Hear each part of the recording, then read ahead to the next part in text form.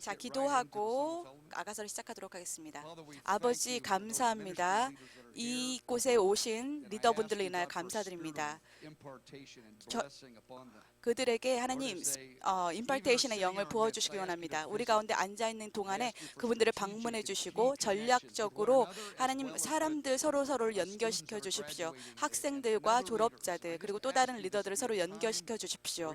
주님께서 그들 위에 있는 깃발이 사랑인 것을 나타내 주십시오. 주님께 감사합니다. 오늘 밤 나누게 되는 말씀이라 감사드립니다. 저에게 말씀하신 것을 인하여서 저에게 감동시킨 그 말씀들이 듣는 자들에게 나눠지게 해주십시오. 예수님을 인하여 기도드렸습니다. 아멘.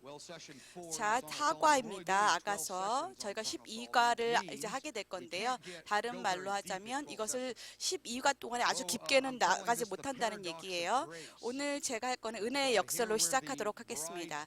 신부의 여정이 5절 이제 시작되는 것에 저는 이것을 은혜의 역설이라고 부르고 싶은데요. 마음속에는 어둡지만 그러나 하나님께는 아름답다고 하는 것입니다.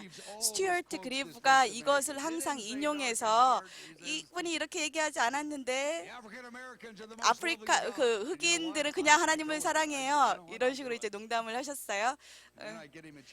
자, 5절.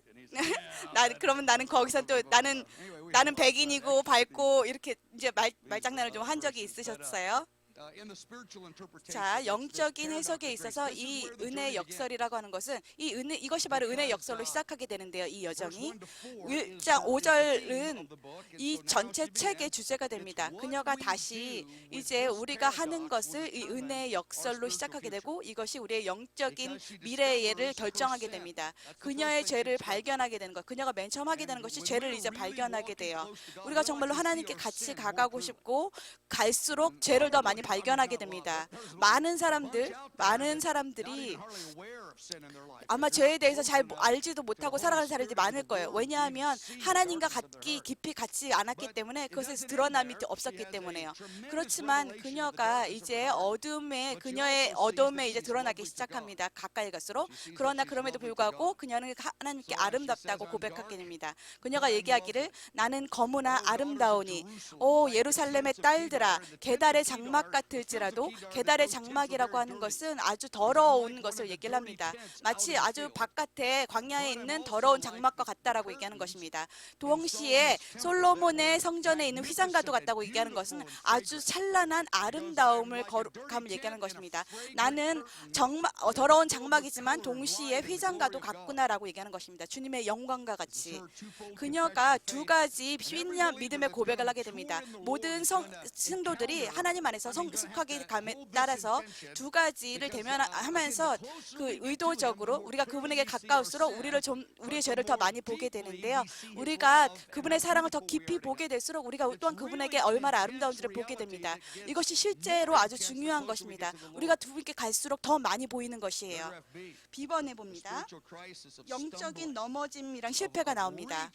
그분 더 높은 부분에 갈수록 하나님의 말씀에 더 깊이 갈수록 우리 삶 가운데서 금방 나타나게 되는 것이 뭐냐면 넘어지는 것이라고 하는 것입니다. 우리가 이 위기에 대해서 어떻게 넘어지는 것에 대해서 어떻게 반응하느냐. 제가 얘기하려고 하는 것은 정말로 그 진실한 성도에게 있어서 넘어지는 것은 아주 중요합니다. 아주 쉽게 일어나는 일들이지만 성령님으로 하여 한번 여쭤보세요. 이것은 넘어는 것은 우리 삶 가운데서 실제 많이 일어나는 일이지만 아주 위기가 되는 일입니다. 그것이 어떻게 반응하는지가 우리가 어떻게 앞으로 나아가게 될 것인지 주님 안에서 더 깊이 성장할 것인지 아닌지를 결정하게 되는 것입니다. 아니면 우리가 수치심으로 인해서 뒤로 물러가게 될지를 결정하게 되는 거죠. 많은 사람들이 죄의 그 깊이 가운데서 많이 실망하게 됩니다.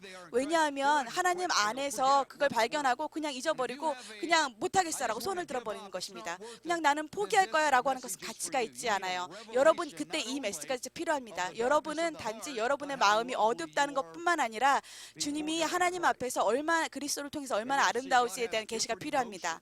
자, 하나님께서는 다른 감정을 가지고 계세요. 10번에 보면 그분에게 어떻게 반응하냐에 따라서 어떤 사람들은 혼란스러움을 가지고 있어요. 그들에 대해서 느끼는 감정들에 대해서 그분이 화가 나셨는지 기쁘셨는지 슬프신지 알 수 없어요. 무슨 일이 돌아가는지 알지 못합니다. 그분이 저에게 화나셨나요? 아니면 슬프신가요? 사랑하시나요? 저에 대해서 그 관계 속에서 그러나 주님께서 그 관계를 정말로 주님과의 관계를 느끼고 싶으시다면 어떻게 반응하느냐가 우리가 정말로 앞으로 나아갈지 뒤로 물러가게 될지를 결정하게 된다 그랬죠, 여러분. 우리가 정죄 속에서 살게 될 때 우리가 실은 수치심 가운데 있을 때, 우리 죄 가운데 전쟁 가운데 있을 때에도 마치 우리가 이렇게 디스콜 때는 그 느낌이 있을 때도요, 나의 스스로에 대해서 나쁘게 느끼고 그런 그 순간에서조차도 하나님이 나에서 나쁘게 느끼시구나, 이것은 완전히 잘못된 접근이라고 하는 거죠. D번입니다. 가장 기본적인 전제가 되는 것은 뭐냐면, 이 가르침의 이 첫 번째 아가사 1장의 가장 큰 기본 전제가 뭐냐면, 영적인 미성숙을 거역으로 보아서는 안 된다는 것입니다. 대부분의 많은 사람들이 이거를 헷갈려합니다. 혼란스러워해요. 왜냐하면 시간이 갈수록 때로는 이것들을 같은 것으로 봐요. 믿는 자들이 거역 속에서 사는 것을 보면서, 또는 아주 신실하게 주님을 믿는데 그 겉으로 드러난 표면상의 행동을 보고 그 태도를 보면서 같은 것이기 때문에 어떤 게 어떤 건지 잘 모르겠어 라고 혼란스러워하는 것입니다. 그러나 그것은 아주 두 개의 다른 그 마음의 태도로부터 오는 것입니다. 진실한 태도는 죄 가운데 실패하지만 다시 곧바로 회개하고 다시 그 영적 전쟁 가운데 넘어졌던 그 자리 가운데 다시 나서는 것입니다. 그 죄에 대해서 이렇게 괜찮지 않은 마음을 갖고 있는 거예요. 작은 것, 아주 그것이 작은 것일지라도 아주 심각하게 받아들이는 거예요. 제가 구약을 정한 동물들과 부정한 동물들에 대해서 구약에서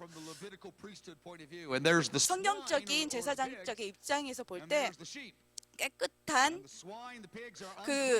스와인 지 돼지는 부정한 것이고 양은 정한 것이었습니다. 그 둘 다 제 마음속에 볼 때 죄는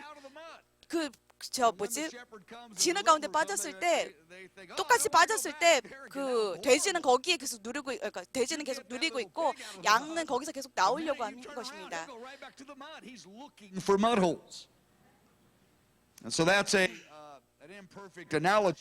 자, 완전한 그림은 되지 않겠지만 두 가지 영적인 미성숙과 거역에 대해서 여러분들이 구분하시길 바랍니다. 이것의 핵심 포인트는 뭐냐면 자원하는 심령입니다. 마태복음 26장 41절에 보면 예수님께서 말씀하시길 베드로에게, 베드로가 그를 배신하기 전에 네가 나를 배신할 거다 레게할 거고, 베드로가 아니에요, 틀리셨어요, 예수님께서는 아니야, 네가 그럴 것이다 라고 했을 거고요. 그런데 베드로야, 너의 마음에는 원이로되 그런데 육신이 약하도다 라고 대답하셨습니다. 너의 육신이 얼마나 약한지, 네가 넘어지게 될 때 그것을 극복하고, 슬픔들을, 수치심을 극복하고, 내가 너에게 있는 그 의지의 마음의 원인 것에 대해서 놓치지 말라라고 하신 것입니다. 우리가 대부분 신실한 성도들이 우리의 연약한 부분에 대해서 계속 발견하게 될 때 주님께서 베드로가 실패하기 전에 말씀했던 것을 기억해 주시길 바랍니다. 너의 마음에는 원이로되 육신은 약하도다라고 했던 것들.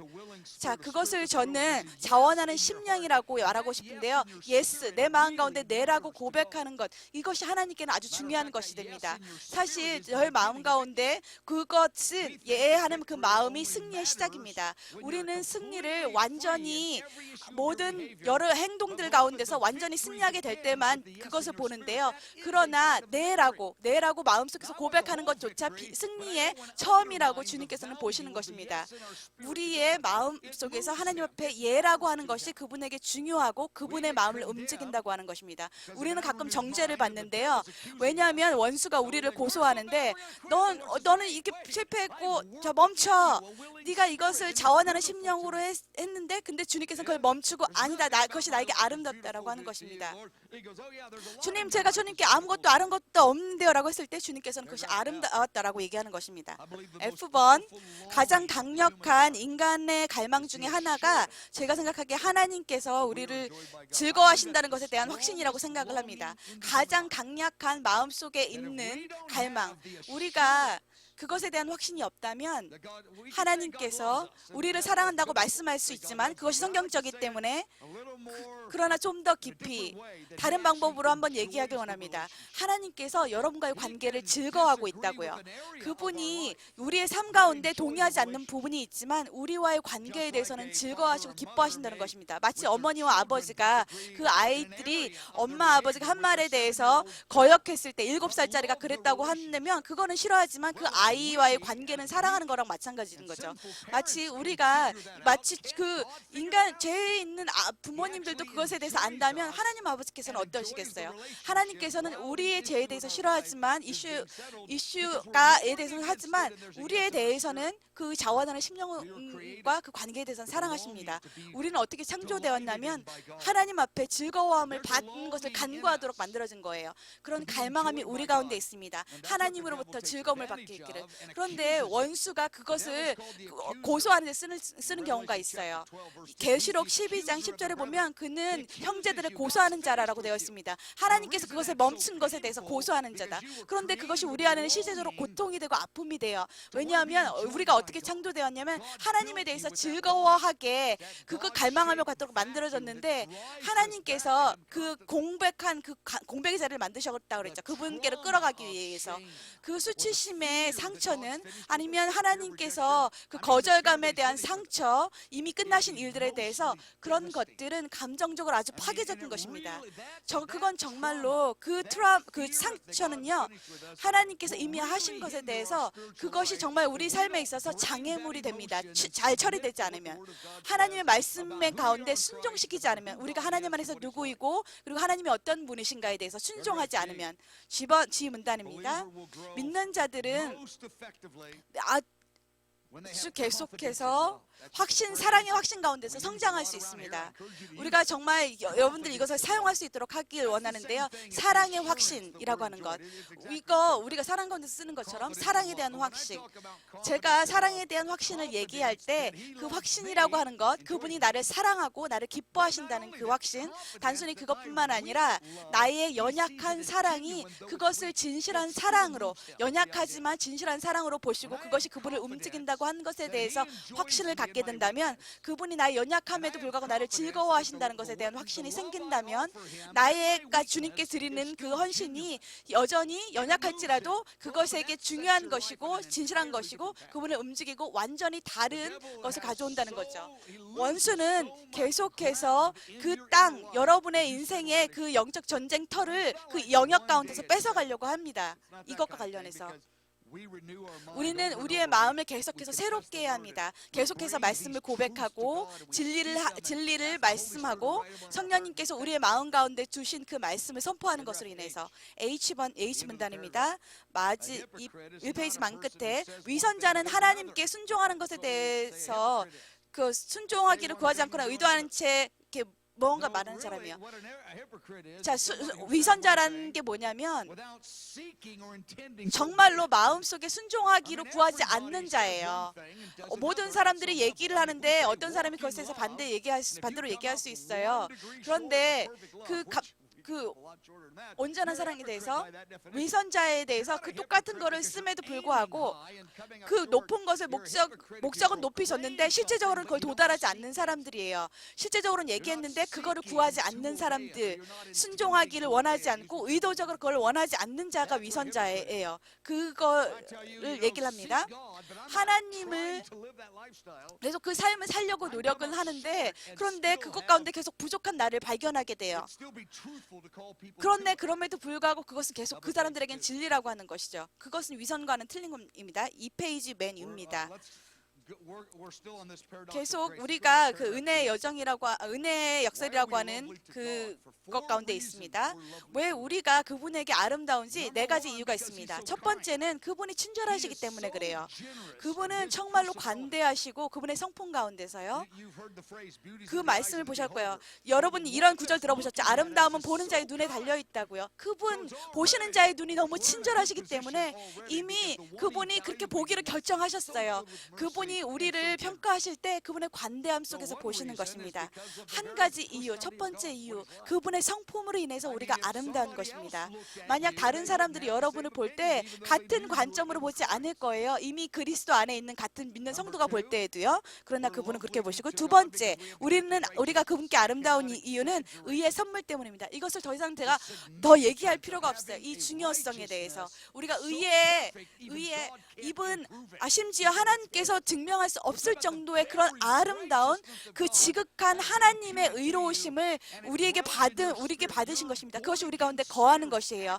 믿는 자들, 새롭게 태어난 모든 성도들에게는 하나님 아버지의 의로우심을 선물로 받은 것입니다. 성령님께서 그래서 여러분 가운데 살 수 있게 되는 것입니다. 믿는 자들은 여러분 3번입니다. 예수님께서 우리의 자원하는 심령으로 인하여서 자원하는 순종하고자 하는 우리 가운데 예하는 심령으로 인하여서 아름답게 보십니다. 베드로전서 3장에는요. 3장 4절을 보면 이렇게 온유하고 안전한 심령이 썩지 아니할 것으로 하라라고 되어 있어요. 온유하고 안전한 심령에 썩지 아니할 것으로 하라. 이것이 하나님 앞에 값진 것이니라. 이것이 하나님의 눈 가운데 아주 값진 것이니라라고 하는 것입니다. 여러분의 의의 그 영을 보는 것입니다. 자원하는 심령을 보는 것입니다. 그것이 그분께 매우 소중하고 귀중하고 그것이 매우 값진 것인 것입니다. 그 다음에 우리의 영원한 부르심, 네 번째. 자, 하나님께서 우리를 보시는 것이 그분이 처음 시작할 때 태초부터 끝을 보신 것이에요. 그 빛 가운데 어떻게 반응할 것인지 수십억 년이 지난 뒤 이후에 아마 이 땅에서 70년 아마 더 길게 적게 살 수도 있겠지만 그 한순간 여러분의 그분과의 그런 구분들, 그런데 그분이 이미 그 충만한 가운데서 우리가 영원의 시각 가운데 영원히 어떻게 반응하실 건지 그것을 통해서 우리를 보는 것이고 그것이 우리의 장래의 소망의 한 부분인 것입니다. 그분이 우리를 그렇게 보세요. 이것은 그 어떤 것도 더 하나님께서 여러분을 즐거워하신다는 것보다 여러분이 아직 해결되지 않은 그 문제점들까지도 그분과의 대화 속에서 가져갔을 때 계속해서 그것을 의도적으로 하나님 앞에 가져가는 그 심령으로 인해서 하나님께서 그것을 자, 두 가지 확신이 나옵니다. 로마서 숫자 3번이에요. 자, 영적인 위기가 찾아와요. 그녀에게 5가지의 다른 관점의 부정적인 위기를 그녀의 삶에서 보게 됩니다. 5절과 6절에서 7절에서 보면 나를 흘겨보지 말라라. 왜 내가 겉모습으로 할지라도 내 어머니의 아들들이 나에게 노하여 나에게 많은 일을 시켰다. 나의 어머니 아들들이 나에게 노하여서 많은 일들을 나에게 시켜서 그래서 내 마음의 포도원을 내가 지키지 못했느니라 라고 반응하는 것입니다. 내 나이의 포도원을 7절에서 그렇게 부르짖어요. 오 나의 사랑하는 자여, 왕에게 신랑 예수님에게 구원하는 것입니다. 오 내 마음으로 사랑하는 자야. 주님, 그녀는 마음속으로 그분을 사랑하는 것이에요. 이것은 연약하지만 씨름하고 있는, 그냥 연약하지만 씨름하고 있는 그 사랑, 진짜 그 사랑 가운데 씨름하고 있는 그 구쟁을 보입니다. 내 사랑하는 자야, 내가 양치는 곳과, 한국어 성경에는 양치는 곳이라고 되는데 실질적으로는 양 먹이는 곳인데요. 우리의 관계 속에서 어디서 먹이는지 내를 알려다오. 그리고 내가 내 친구의 양떼 곁에서 어찌 얼굴을 가린 자 같이 되랴.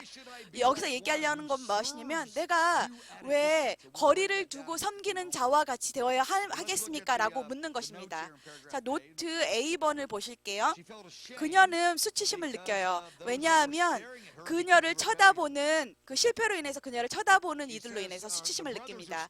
그 주위에 그 형제들이 있는데 그냥 초청하고 기쁜 마음으로 그녀를 보는 것이 아니에요.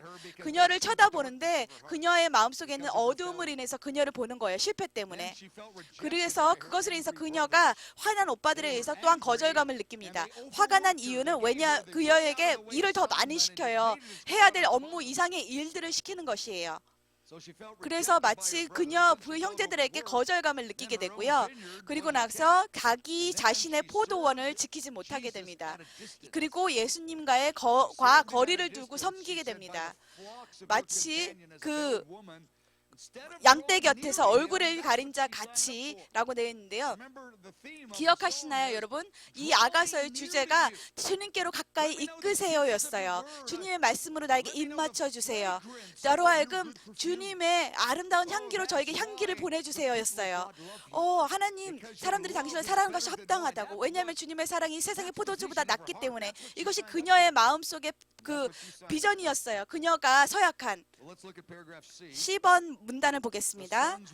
그 아들들이 화가 났어요. 왜냐, 그녀의 어리고 열정적인 열심 때문에.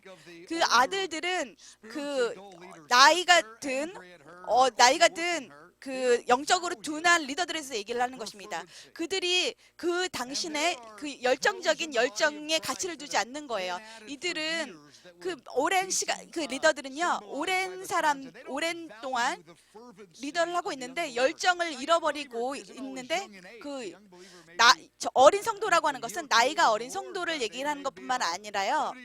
뭐 7년이 지나고 8년 지났을지도 모르겠는데, 근데 갑자기 그냥 불에 확 휩싸인 사람들 있잖아요. 갑자기 그 주님에 대한 열정으로 확 불이 붙은 그 사람들. 한 가지 이유, 그 아들들이 화가 난 이유 중에 한 가지가 뭐냐면, 만약 주님 앞에 불 가운데 있다면 나는 그런 사람이 아니라는 거네. 누군가에게 불에 붙어 있다는 것은 말 그대로 완전히 주님 앞에 열정적으로 달려가는 것, 주님 앞에서 좀 더 높은 지점으로 하나님께 순종하기 위해서 그 조용한 가운데서도 할 수 있어요.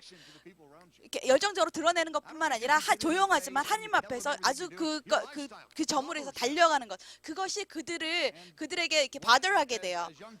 그래서 젊은 그 어린 성도들에게 있어서 제 젊은 시절을 보면요, 한 가지 그냥 원하는 것이 뭐냐면, 물론 그 사람들에서 많은 격려할 것들이 많이 있지만 그것에 대해서 제가 20살 때 하나님 앞에 기도와 금식의 삶으로 나아가고 하나님의 말씀에 대해서 가치를 두고 그런 것들에 대해서 그냥 시간을 두고 막 가게 될 때요, 아주 저의 그런 나이든 리더들이 그것에서 조금 천천히 가, 그게 종교주의야 라고 이렇게 반응 것들을 봤어요.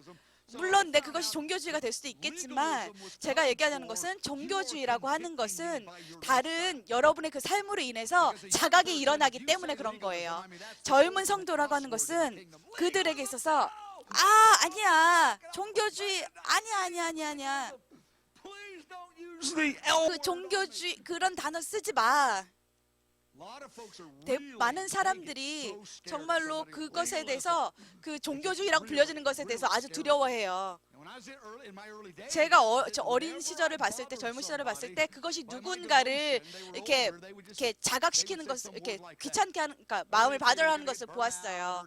그냥 소진하게 되고 그렇게 필요 없어라고 반응하는 사람들에게. 그러나 동시에 다른 이유, 그 아들들이 또한 화난 이유가 뭐냐면요, 제 경우에 있어서는 제가 20대 때 제가 아직 그 열정적인데 절제되지 않은, 단련되지 않은 열심이 있었어요. 제가 그거를 그들의 그런 방식으로 표현을 했던 거예요. 자만함과 그런 이렇게 지혜라 이런 것들이 없이 그 마치 그들을 화나게 만든 거예요. 지혜와 겸손으로 해야 되는데, 그 완전 제가 그 폭풍을 가져온 거죠. 자, 젊은 성도들 그 삶에 있어서 다른 사람에게 이렇게 자각을 주길 원한다면, 그 지혜랑 겸손이 없을 때 그냥 그거는 자각을 시키는 게 아니라 그냥 괴롭히는 것이 되는 거예요. 그냥 전쟁을 이끌어올 뿐입니다. D번이에요. D문단 소진. 그녀가 이렇게 화난 형제들에 의해서 부당한 대우를 받게 됩니다. 그들이 그녀에게 더 많은 포도원을 주게 됩니다. 자, 여기 복수들로 나왔어요. 이 포도원들을 돌보라라고 했는데 그녀는 정작 그녀의 포도원을 지키지 못하게 됩니다. 제가 많은 시간 속에서 많은 소진되는 사람들을 봤는데요. 근데 그것은 많은 힘든 일로 인해서 오지 않고요. 잘못된 심령으로 일하게 될 때 소진함이 오게 됩니다. 제게 한 사람이 있어요. 그냥 너무 많은 일을 한다고 오는 것이 아니라 제가 40년을 봤을 때 소진되는 많은 경우가 거기에 노력을 많이 부었기 때문에 소진되는 것이 아니라 섬기는데 또는 하나님을 찾는데 하나님을 구하는 것에 있어 무엇을 하든지 간에 잘못된 영으로 그것을 하게 될 때 소진이 오는 것을 보게 됐습니다. 사람들의 집중을 받으려고 하는데 아무도 인정해주지 않아요. 그것으로 인해서 아무도 인정해주지 않기 때문에 아니면 다른 사람이 집중을 받지 못하기 때문에 또는 다른 사람들과의 경쟁 속에서 그런 것을 영적인 경쟁 속에서 이것들을 하는 것으로 인해서 오게 됩니다. 소진, 우리가 다른 사람들을 섬기지만 하나님과 연결되지 않는 채로 섬기는 거예요. 예배팀에서 할 수 있고 찬양팀을 연결하는데도 성령님과 함께 연결되지 않았을 때 소진되게 될 수 있습니다. 여러분이 소진되게 되는 그 노력들은 여러분들이 그 비교하고 아니면 누군가의 그 인정을 구하는 것, 그것은 여러분을 소진하게 만들 것입니다. 아주 빠르게 자동적으로 오는 것이 아니라 이것은 소진되는 것은 마음의 일과 관련된 것입니다.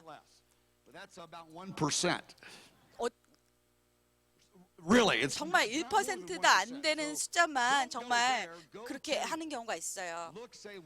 자, 내 마음속에 정말로 기도와 금식과 가운데 주님을 찾는 것 가운데 리더나 아니면 그 사람들 그들의 노력을 그들의 집중을 받으려고 하는지는 않는지를 한번 살피셔야 됩니다. 정말로 일 때문에 진짜로 하는 거는 1%도 안 돼요.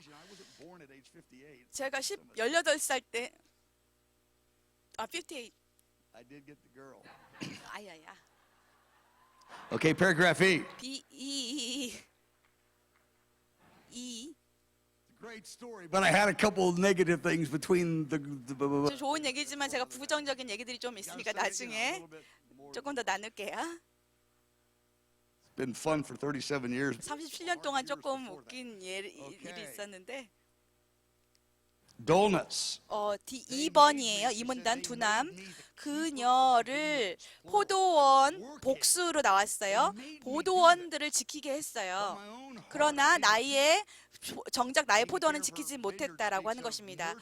포도원을 지켰다는 것은 하나님과의 개인적인 관계에 대해서 얘기하는 것입니다. 그거를 돌보지 못했다는 것이에요. 그녀의 하나님과의 개인적인 관계를 돌보지 못했다. 여러분의 포도원을 지켰느냐 아니냐, 다른 사람이 그 보는 영향력과 그런 것들을 보여줄 수 있는 자리를 지키는 대신에 여러분 것을 지키지 않았느냐. 우리 어떻게 이것을 하는지 아시죠? 저도 한 적이 있습니다. 제가 얘기하려고 하는 초점은 그것이 문제라고 하는 것이에요. 그것을 했던 것이 아니라 우리의 마음을 지키지 못한 것. 우리가 소유하지 못한 것을, 우리의 비밀스러운 곳, 은밀한 곳에서 소유하지 못한 것을 다른 사람에게 건네줄 수 없는 것이에요. 하나님과 나와의 은밀한 가운데서 다른 사람들이 이해하지 못하는 그쫄지라도 모든 사람들은 하나님과의 은밀한 삶 속에서 역사가 있어요. 그런데 만약 그것이 없다면 다른 사람에게 그것을 줄 수 없다는 것입니다. 노래의 음사 아니면 전화 설교가 그런 은사가 있을지 모르겠지만 그것이 그 사람들을 그 마음을 움직일 수는 있겠지만 그것이 그들의 삶을 바뀔 수 있다는 것은 아닌 것입니다. 영원한 시간을 두고요. 저는 단지 제 어떤 미팅으로 인해서 그런 집회로 인해서 흥분되는 것을 원하지는 않습니다. 정말 깊은 방식으로 그들이 그것을 따라서 그 집회 후나 모임 후에도 그들이 정말로 깊이 들어가는 것이 그것을 정말 제가 원하는 것입니다. 자, 의사소통에 있어서 나는 은사가 있고 드럼이나 베이스에 있어요. 여러분 그렇게 그것에 대해서 사람들을 흥분하게 만들 수 있어요. 그러나 여러분 그것이 실제로 작용할지는 모르겠지만 제가 얘기하려고 하는 것은 진짜로 깊이 사람들이 다른 사람들에게 뭔가 전해줄 수 있으려면은 그들이 사는 그 미팅이 아니라 다른 사람들이 보이는 자리가 아니라 그 깊은 자리 속에서 사는 삶의 방식이 바뀌어야만 한다는 것을 말하는 것입니다. 제가 여전히 2번에 있는데요. 원래 그녀가 원했던 것은 하나님의 말씀의 입맞춤이었습니다. 그러나 그녀의 그 포도원은 죄로 인해서 아니면 수치심으로 인해서 그런 것들로 인해서 타협들과 다른 사람들의 승인을 얻으려고 하고 이런 것들로 인해서 숨막히게 되었다고 하는 거죠. 기도와 금식 찾고 하나님의 말씀을 찾는 것, 사역, 섬김. 그러나 그것에 있어서 가장 중요한 것이 그것의 동기가 다른 사람의 집중을 얻는 것이었다면, 근데 다른 사람들이 보지 못한다면 3년, 5년이 지났을 때 사역은 많이 커졌음에도 불구하고 그것 가운데 하나님께서 얘기하시려고 하는 것, 그러나 너와 나의 관계는 어떻게 되었니? F 문단입니다. 왜 마치 얼굴을 가린 여인처럼 거리를 두고 내 친구 양떼 곁에서 얼굴을 가린 자 같이 되랴. 그 얼굴을 가린 자라고 하는 것은 특별히 이방인들과 일하게 될 때 그 시대의 여자아이들이 가족 외에 그 친밀하지 않은 사람들과 같이 일하게 될 때 그 얼굴을 가린다고 하는 거죠. 왜 제가 거리를 두고 거기서 당신은 나의 사랑하는 자인데 왜 제가 거리를 두고 당신을 섬겨야 합니까? 라고 하는 것입니다. 나는 마치 얼굴을 가린 자 같이, 마치 그 들에 있는 사람들처럼, 저기 목자 중에 한 사람처럼 나는 주님께 가까이 있지 않잖아요 라고 하는 것입니다. 나는 얼굴을 가린 자처럼 마치 다른 사람들과 그런 관계가 없는 사람처럼 지금 주님께 이렇게 하고 있는 것입니다. 왜냐하면 가족 관계 속에서, 결혼한 관계에 있어서 속에서는 그런 관계라면 얼굴에 베일을 가리지 않을 텐데 지금 이 여자는 그렇게 하면서 거리를 두고 섬기고 있다고 얘기하는 것입니다. 4번이에요. 로마 숫자 4번. 그녀의 간절한 부르짖음이 있습니다. 나의 사랑하는 자여 저에게 말씀하시옵소서라고 하는 것입니다. 나는 소진되었고 나는 마음이 어둡고 그 형제들은 나에게 화났고 일이 잘 되어가는 것 같지 않아요 라고 얘기하는 것입니다. 내 마음속에 잡초가 일어났고 내 마음이 둔하게 되었고 말씀해 주시옵소서. 오 내 사랑하는 자야, 어디서 내 양을 치는 것, 원래 말로는 양을 먹이는 것, 어디서 제 마음을 만져주시겠습니까? 라고 하는 것입니다. 다른 사람들의 그 집중과 플랫폼과 열린 분들이 있지만, 그러나 제 질문은 어디에서 저를 먹이실 수 있겠습니까? 라고 질문하는 것입니까? 어디에서 쉬게 하시겠습니까? 정오에 양떼들이 쉬는 것. 왜냐하면 양떼들이 정오에 쉬는 것은 양떼들은 먹여줘야 됩니다. 먹는 것을 인해서 만족해지지 않기까지는 눕지 않아요.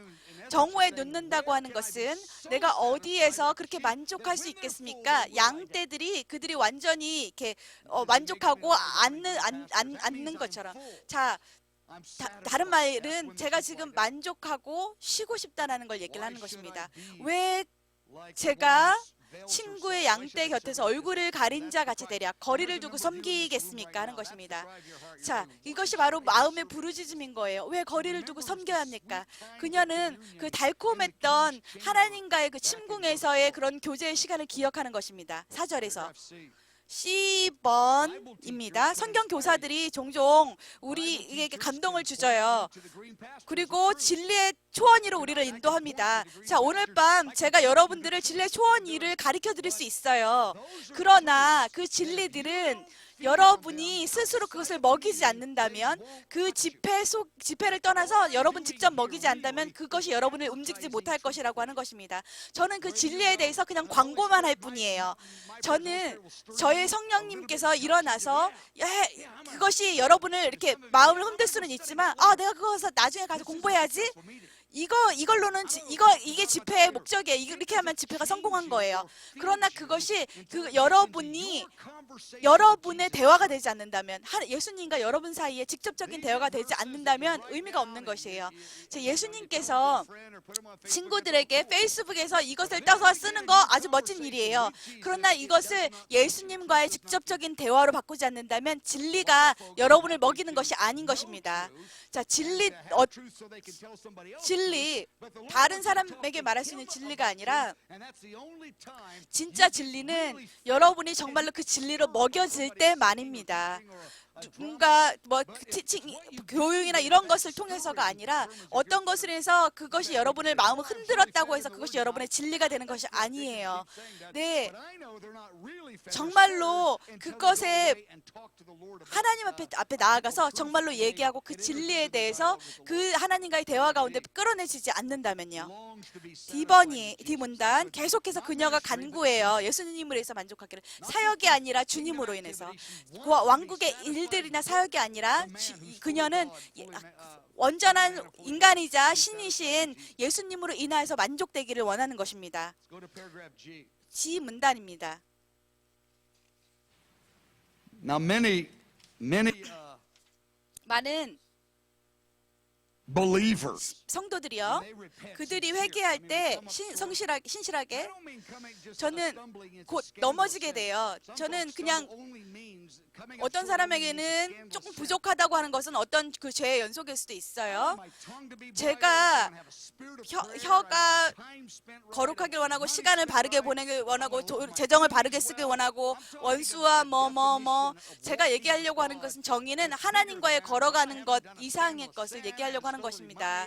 제가 돈을 훔치고 누굴 때리고 제가 얘기하려는 것은 기도의 영 없이는 우리가 대화하지 않고서는 시간에 대해서 어떻게 보낼지 주님과 대화하고 과정을 보내지 않고서는 저는 행복하지 않을 거예요. 그냥 그것을 안 하고에 떠나서 더 깊이 나가는 그 과정을 원하는 것입니다. 자, 그냥 큰 스캔들만이 되면 큰 일만을 얘기를 하는데요. 지금 우리가 얘기하려고 우리의 비전은 주님과 더 깊이 연결되는 것이 되어야만 합니다. 많은 회개하는 성도들이 꾸짖는 것을 기대해요. 그들이 뭔가 실수를 했을 때, 잘못했을 때 그들이 기대하는 것은 주님께 꾸중받는 것을 기대하는 거예요. 그리고 나서 오히려 놀래요. 반대로 꾸짖는 대신에 하나님의 말씀이 어떻게 얘기하시냐면 그분이 우리로에게 위로를 주시는 걸 원해요. 오히려 마음의 수치심이나 그런 거절들이 깨어지길 원하세요. 그분께서는. 자, 1번입니다. 주님께서는 예루살렘에게 오히려 이렇게 더블로 이사야서 61장을 읽어보시길 권유드리는데요. 더블로 수치 대신에 더블로 영광을 준다고 돼 있어서 한국어 성경과는 약간 번역이 틀려요. 자, 그분의 어떤 성품을 가지고 있느냐로 인해서 그분이 우리가 수치를 받기 합당한 자임에도 불구하고 그 상처 그 한 사람들에게 회개한 자들에게 오히려 네가 받기 합당한 것 대신에 너는 수치를 받기 합당한 자이지만 내가 영광을 2배로 주리라라고 하는 것입니다. 또한 우리에게 명령하시기를 위로하라고 예루살렘에 대해서 위로하라고 명령하십니다. 왜냐하면 하나님께서 그들에게 위로하기 때문에 죄를 지었지만 회개하는 자들에게 하나님께서는 위로하길 원하십니다. 이사야서 40장입니다. 위로하라. 내 백성을 위로하라. 어떤 사람들은 위로하라고요? 질문하는 거예요. 위로하라고요? 그들을 보세요. 그들은 순종하지 않았어요. 그런데 주님께서 이렇게 반응하십니다. 그래, 위로해라. 그들에게 외쳐라. 왜냐하면 예루살렘의 죄가 유대 사람들에게 얘기하는 거지만요. 여기서는 제 요점은 뭐냐면 아주 영광스러운 부분인데요. 하나님이 이런 분과 같다는 것이에요. 우리가 우리의 죄로 인해서 수치를 받기 합당함에도 불구하고 나는 내 백성을 위로하길 원하고 너도 그렇게 하길 원한다라고 하는 것입니다. 다른 말로 하면 신실하지만 깨어짐으로 인해서 수치를 받기 합당한 자들에게 그들을 위로하라고 얘기하길. 왜냐하면 내가 그렇게 하기 때문에. 자, 다른 말로 하면 제가 이 위로하라고 얘기했을 때 내 죄에 대해서 영광을 2배로 준다고? 하나님, 도대체 하나님은 어떤 분이세요? 라는 생각을 하게 됐어요. 주님께서 이것이 우리에게 말씀하기 원하시는 방법이세요? 생각하는 방법이세요? 놀라웠어요. 2번입니다. 주께서는 그분의 백성에게 그들을 기뻐하신다는 것을 보여주시기 위해서 새 이름을 주세요. 그분이 그것을 기뻐하십니다. 얼마나 강력한 말씀입니까? 62장 이사야서. 제가 꿨던 꿈에 대해서 몇 번 얘기를 했는데요. 1945년 11월에 꿨던 꿈인데요. 큰 오디토리엄 수천 명의 사람들이 거기로 찾아 있었고 그 강단 위에서 제가 그 육성의 음성 마치 천둥 소리와 같은 소리를 들었어요. 꿈에서. 아주 꽝 치는 소리였어요. 그들에게 말하라. 헵시바라고. 내가 그들을 기뻐한다고. 그들에게 말하라. 내가 그들 가운데 기뻐한다고. 그것이 마치 천동 목소리와 같이 저에게 들려왔습니다. 저는 그것을 말해야만 했습니다.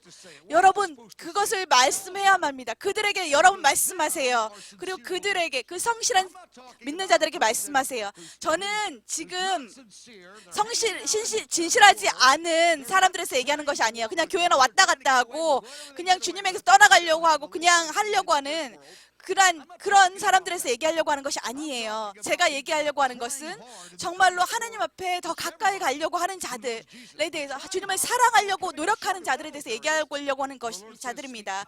그들에게 위로하라. 내가 그들 가운데 그들의 관계를 기뻐하고 내가 그들에게 말하는 것을 즐거워한다고, 내가 그들을 이끄는 것을 즐거워한다고 말하라.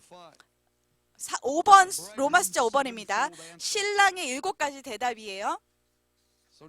자, 이제 여자인이 어디서 저를 먹이시겠습니까? 한국어 번역가 틀리다 그랬죠? 원래 성경이. 자, 정오에 나를 어디에서 누이시고 어디서 나를 만족시키겠습니까? 라고 하는 것입니다. 7절과 8절에서 신랑께서 7가지로 대답을 하세요. 그 질문에 대해서 어디에서 그분을 찾을 수 있고 어디서 먹을 수 있고 어디서 만족함에 누울 수 있느냐는 질문에 대해서 그 8절에서요. 주님께서 이제 그 여인에게 말씀하십니다. 네가 어디서 저를 먹이시겠습니까? 나 그 질문에 내가 대답하기 기뻐한다 라고 대답하면서 8절에서 네가 알지 못하겠거든 여인 중에 가장 아름다운 자야. 양떼의 발제치를 따라 목자들의 장막 곁에서 너의 염소 새끼를 먹일지니라. 자, 다시 이 농경적인 언어를 사용하는데요. 이 아가사 전체적으로 농경 언어를 사용합니다. 자, 우리가 이해하기 되게 쉬워요. 자, 첫 번째 그분이 그녀에게 말씀하신 것은 무엇이냐면 그녀의 포도원이 지켜지지 못했고 마음이 어둡고 그녀가 잃었어요. 그리고 잘 영적으로 먹임도 보지 않고 그냥 섬기기만 했어요. 너는 나에게 아름답다 라고 얘기하는 것입니다. 자, 바로 지금 너의 그 울부짖음으로 인하여서 그것이 나를 기쁘게 하고 내 마음을 만졌고 그것이 나에게 아름답구나라고 하는 것입니다. 정말로요, 주님? 나에게 주님 잘 모르시는데인가 본데요. 제가 이런 일을 했어요. 다시 기억나게 해드릴 거예요. 하는데 주님께서 얘기하시는 것은 너는 나에게 아름답다라고 얘기하는 것입니다. C 문단입니다. 그분님께서 3개의 그 지시를 가르쳐 주세요. 양자치의 빨자치를 따라오라. 염소를 먹이고 장막 곁에 머물라. 자, 3가지. 자, 5페이지 맨 2번이에요. 좀 빨리 하는데요. 초점을 좀 빨리 들어가기 위해서. 왜냐하면 아주 간단한 요점이에요. 우리가 할 수 있는 것들입니다. 어렵지 않아요, 우리가 하기에. 그러나 이것은 행해져야만 합니다. 첫 번째 지시는 뭐냐면 3개 중에 첫 번째는 양떼의 발자취를 따라오라. 다른 말로 하면 그리스도의 몸 가운데 참여하라고 하는 것입니다. 내 왕궁의 목적을 위해서 그냥 사역 여행에 참여하라고 하는 것이 아니라 지역 교회 가운데 들어가라고 하는 것입니다. 양떼의 발자취 그것의 한 부분이 되라고 하는 것입니다. 양떼 가운데. 자, 우리가 지금 우리 서구 사회에서 보면 교회에 대해서 좋은 소식이 있는데요. 교회가 주님께서 돌아오시기 전에 교회를 영광으로 채우실 것입니다. 자, 교회가 끝났다 이렇게 얘기하지 마세요. 우리 그 사역여행 가운데 좋은 시간을 보냈어요 이렇게 얘기하지 마세요. 주님께서 이 땅 가운데 오실 때 신약의 형태에 따르면 주님께서는 그분의 교회 가운데 헌신되어 있으십니다. 모든 성도들은 교회 가운데 섬기고 헌신하고 그 지역 교회 가운데 한 부분이 되어야만 합니다. 그것을 하게 될 때 여러분이 성경학교를 지나고 사역지 가운데 들어가게 되고 선교지 가게 되고 무엇을 하든지 간에 여러분 반드시 그리스도의 몸 가운데 지역 교회 가운데 들어가세요. 그것이 주님의 목적입니다. 양떼의 발자취를 따라오라. 이것은 교회 가운데 참여하라고 하는 것입니다. 혼자 고립되어 있지 말라고 하는 것입니다. 이것이 그냥 유행이 되었기 때문이에요. 성령님께서 얘기하시는 것입니다. 성령님께서는 페이스북의 유행을 따라가지 않아요. 다른 사람을 따라가지 않아요. 주님께서는 그분 스스로의 아젠다를 따라가시는 것입니다. 주님, 세상 Paragraph E. 이 문단입니다. Instruction number 2. 두 번째 지시사항은 너의 작은 염소들을 먹이라. He's talking about the 그분이 younger 얘기하려고 하는 것은 그 어린 성소들을 얘기하는 것입니다. 저 염소들이라고 얘기하고 싶지 않아요. 자, 다른 사람을 섬기는 것을 통해서 그것에 투자를 하라고 하는 것입니다. 갓 태어난 아마 70살일 수도 있고 1살짜리일 수도 있어요. 20살짜리도 있고 10살일 수도 있지만 갓 태어난 성도들을 섬기라고 하는 것입니다. 아마 여러분보다 나이가 실질적으로 어린 사람일 수도 있어요. 가서 그들을 섬기라는 것입니다. 가서 그들을 섬기고 첫 번째 제자도의 첫 번째예요. 그냥 친구가 단순히 간단한 친구가 아니라 섬기라고 하는 것입니다. 더 깊은 친구가 되라고 하는 것입니다. 우리는 지금 제자도의 세대 가운데 살고 있어요. 1대1, 1대5. 여러분 이렇게 하는 것이 쉽지 않아요. 제가 얘기하려는 것은 이것은 어려운 일인데 시간과 그 항상 즐거움이 따는 항상 즐겁기만 하는 일은 아니라는 거죠. 어려운 일이라고 하는 것입니다. 세 번째 지시 F 문단입니다. 그리고 목자들의 장막 곁에서 섬기라고 하는 것은 영적인 권위를 존중하라고 하는 것입니다. 첫 번째 가장 기본적인 주님께서 돌아오는 세대 가운데 가장 중요한 특징 중에 하나가 뭐냐면 그 무법한 거라는 거죠. 무법이 성행할 거라고 하는 것입니다. 교회 가운데 그리스도의 몸 가운데 겸손한 가운데 영적인 권위를 성경적인 부분에서 존중하는 것은 아주 중요한 것입니다. 교회가 승리 가운데 걸어가도록 하는 것에 있어서 6페이지 위번입니다. in this in just 90 seconds here. 자, 90초 정도 남았는데 Now he gives 자, three 그분께서 things. 세 가지를요. 나를 내가 나를 먹이길 원하냐? 그럼 그리스도의 몸 가운데 들어가서 그의 섬기고 바른 관계를 가고 영적인 관계 가운데 바른 관계 가운데 들어가겠습니다.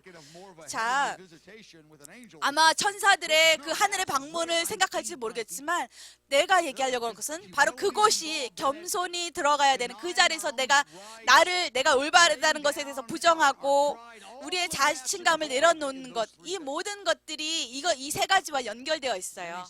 그리고 나서 그분께서 얘기하는 것은 세 가지로 그녀에게 확신을 줍니다. 자, 내가 너를 어디에 비교하겠냐 하면 그분의 감정. 자, 보세요. 그녀는 아직 변하지 않았어요. 그런데 그녀는 그 사랑의 패러다임을 갖고 그녀에게 선포하고 계신 거예요. 내가 너를 사랑하고 너는 아름다워. 모든 단계에 있어서 너는 아름답고 내가 너를 사랑한다. 이것이 성장할 수 있는 영적인 성장을 할 수 있는 패러다임입니다. 자, 바로의 병거의 준마. 바로는 아주 강력한 그리고 가장 순종하고 훈련된 세상에서 가장 훌륭한 말들을 가지고 있었습니다.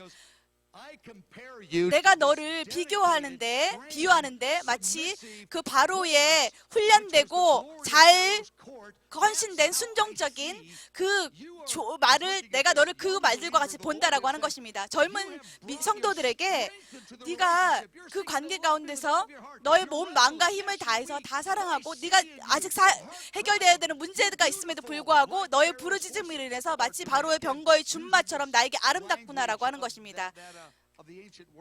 이 고대에 사용했던 말들을 사용해서 언어들을 사용해서 비교하는 것입니다. 10번입니다.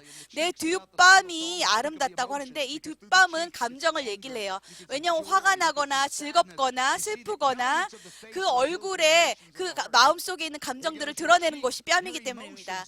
이 뺨은 아직 너가 해결되지 않은 영역이 있지만 그러나 너는 나에게 아름답다라고 얘기하는 것입니다. 그리고 내 목이 아름답구나라고 하는 것입니다. 내 목은 아가서를 통해서 의지에 대해서 계속 나타나게 됩니다.